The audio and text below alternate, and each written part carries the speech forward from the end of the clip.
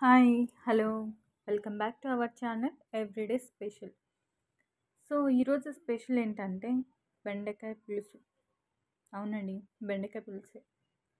దాని ఇంకొక రకంగా బెండకాయ మసాలా కర్రీ అని కూడా అనొచ్చు. ఎందుకంటే ఇందులో నేనైతే మసాలా వేస్ట్ చేశాను కాబట్టి బెండకాయ మసాలా కర్రీ. చాలామందికి జిగటగా ఉంటుందనేసి బెండకాయని తినడం అయితే అవాయిడ్ చేస్తారు. బట్ ఇలాగ ఒకసారి అయితే చేసి చూడండి, చాలా బాగుంటుంది. ఇప్పుడు చూస్తున్న మీరన్నీ మసాలాకి ఏం కావాలో చూపించాను కదా. ఇప్పుడు కర్రీలోకి కర్రీ అయితే స్టార్ట్ చేసేద్దాం.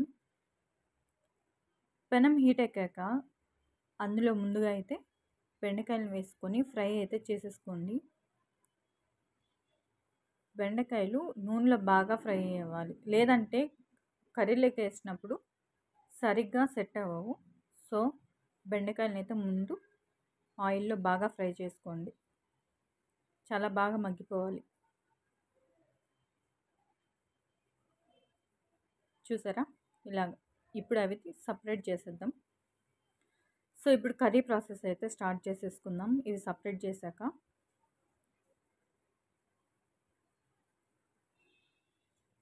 ఇంకొంచెం ఆయిల్ అయితే యాడ్ చేసేసుకొని, ముఖ్యంగా చిన్నపిల్లలకి అయితే చేసి పెట్టండి. జిగట ఉంటుందని చాలామంది చిన్నపిల్లలు అయితే తినడానికి ఇష్టపడరు. తాలింపు కానీ ఇలాగ ఫ్రై కానీ ఇలా పులుసు అయితే చాలా బాగుంటుంది. ఒకసారి అయితే ట్రై చేసి చూడండి. ఇప్పుడు ఆయిల్ హీట్ ఎక్కాక అందులో ఒక స్పూను జీలకర్ర ఆవాలు అయితే వేసుకున్నాను. తర్వాత కొంచెం కరివేపాకు ఇలాగా చిట్పెట్టమన్నాక కరివేపాకు కూడా వేసేసాను. కరివేపాకు కూడా మగ్గిన తర్వాత ఇందులోకి అయితే నేను ఆనియన్ వేసేసుకున్నాను. ఆనియన్ మామూలుగానే గోల్డెన్ బ్రౌన్ కలర్ వచ్చేదాకా ఫ్రై చేసేసుకోండి చిన్నగా. చూసారా, ఇలాగంతా ఫ్రై చేసేసుకోండి. ఇప్పుడు కలర్ అయితే చేంజ్ అయిపోయిన తర్వాత టమాటోలను అయితే యాడ్ చేసేసుకుందాం. బాగా ఫ్రై చేసుకోండి, గోల్డెన్ బ్రౌన్ కలర్ వచ్చేదాకా ఇలా కలుపుతూ ఫ్రై చేయండి. చూసారా, ఇప్పుడైతే ఇందులోకి టమాటో అయితే యాడ్ చేసేసుకుందాం.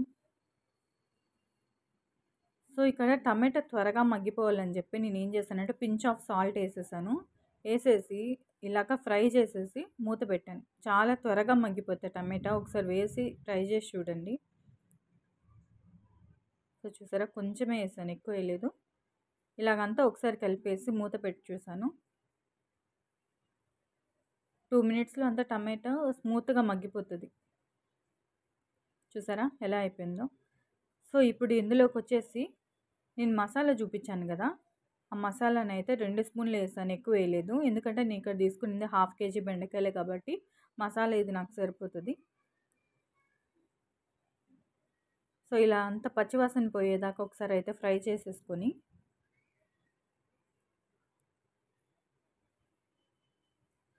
ఇలాగంతా కలుపుతూ ఫ్రై చేసుకోవాలి ఆయిల్లో. పచ్చివాసన పోయేదాకా అయితే ఖచ్చితంగా ఫ్రై చేయండి. వేసేసి అలాగా వెంటనే బెండకాయలు తీసుకొచ్చి వేసామంటే మసాలా వాసన అనేది బాగా తెలుస్తూ ఉంటుంది. ఇప్పుడైతే బెండకాయలని తీసుకొని వేసేసాను దీంట్లోకి. అంత బాగా మిక్స్ అయ్యేదాకా అప్ అండ్ డౌన్లో మిక్స్ చేస్తూ ఉండండి. ఇలాగంతా మిక్స్ చేసిన తర్వాత ఒక 2 మినిట్స్ అలా సెట్ అయ్యేదాకా వదిలేసేయండి. ఇందులో ఇప్పుడు కొంచెం పసుపు, 1 స్పూన్ పసుపు, 1 స్పూన్ అయితే కారం యాడ్ చేసుకున్నాను. అలాగే ధనియాల పొడి కూడా యాడ్ చేసుకున్నాను. ఇలా అంతా బాగా మిక్స్ చేసేసి ఫస్ట్ ధనియాల పొడిని కాసేపు తర్వాత యాడ్ చేసుకున్నాను.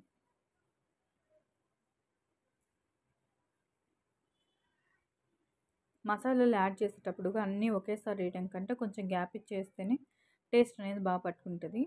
అందుకనేసి నేను కొంచెం గ్యాప్ ఇచ్చేసి వేసాను, 1 బై 1 వేసుకుంటాను. చూసారా, ఇలాగంతా మళ్ళీ ఒకసారి మిక్స్ చేసేసేయండి.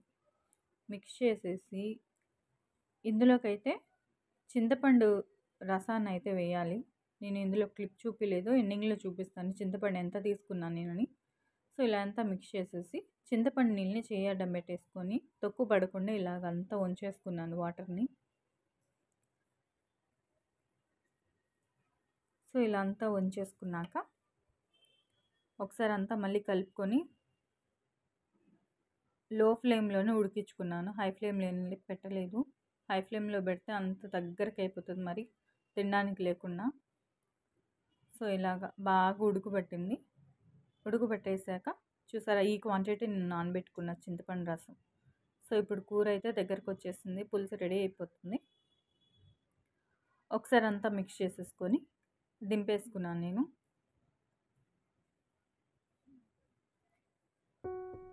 చూసారా నా కర్రీ ఎంత బాగా వచ్చిందో. ఒకసారి అన్నంలో మిక్స్ చేసుకొని తింటుంటే సూపర్గా ఉంది. మీరైతే ఒకసారి ట్రై చేయండి కంపల్సరీ. బెండకాయని ఇష్టపడని వాళ్ళు కూడా ఇష్టంగా తింటారు. సింపుల్గా ఉంది రెసిపీ కూడా కదా. Thank you so much for watching.